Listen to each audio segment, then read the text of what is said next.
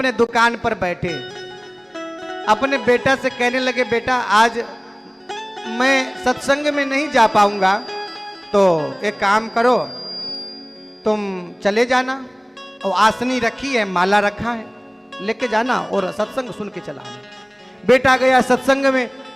हो महाराज जी गौ की कथा सुना रहे थे कि गौ को कभी मारना नहीं चाहिए, डांटना नहीं चाहिए। बड़ा ध्यान पूर्वक सुना।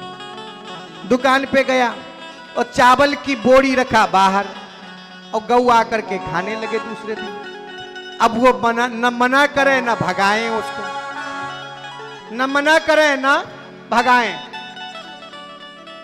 पिताजी आए, पिताजी ने पीछे से लगाया एक जोड़ का, मूर्ख तुम्हारे सामने गौ चावल खाए जा रही है और तुम चुपचाप बैठे हो। पिताजी आपने ही सत्संग में भेजा था, बोलो। तो आपने ही कहा था, तो पंडित जी सुना रहे थे, महाराज सुना रहे थे कि गौ को ना मारना चाहिए, ना भगाना चाहिए, ना डांटना चाहिए, इसलिए मैंने किया नहीं। पिताजी ने कहा मारने के लिए मूर्ख मना किया, भगाने के लिए थोड़ी किया है। साकेतवासी पूज्य श्री राजेश्वरानंद जी का एक सुंदर भाव है।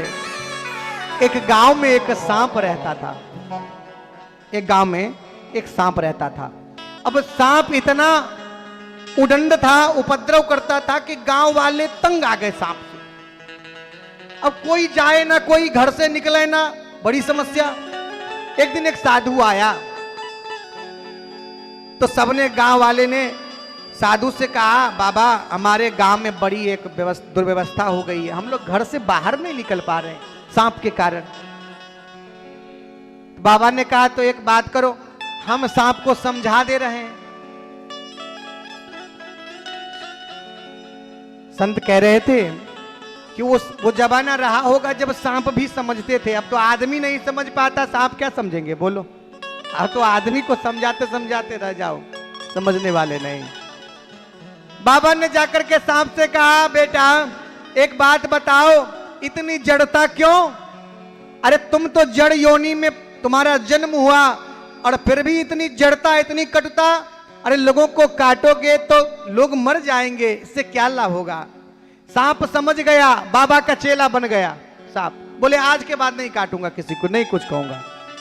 बाबा गांव से जाते हुए लोगों से कहा गए कि अब सांप किसी को कुछ करेगा नहीं।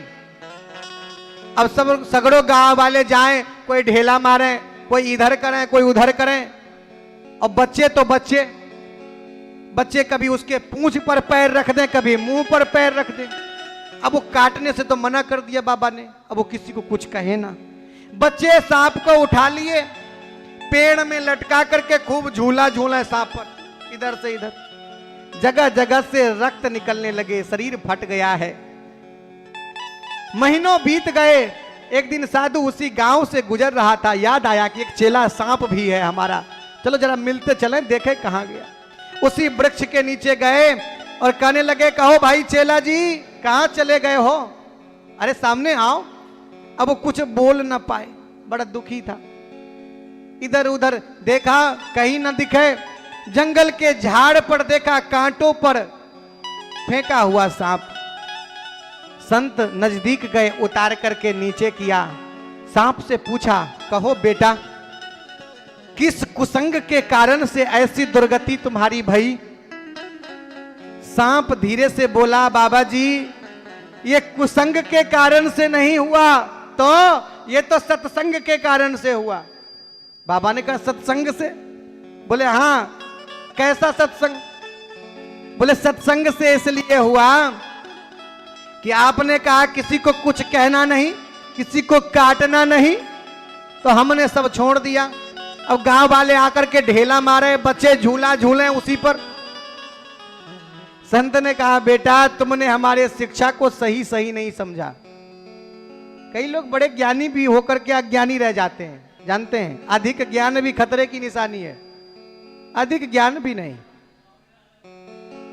हर जगह अधिक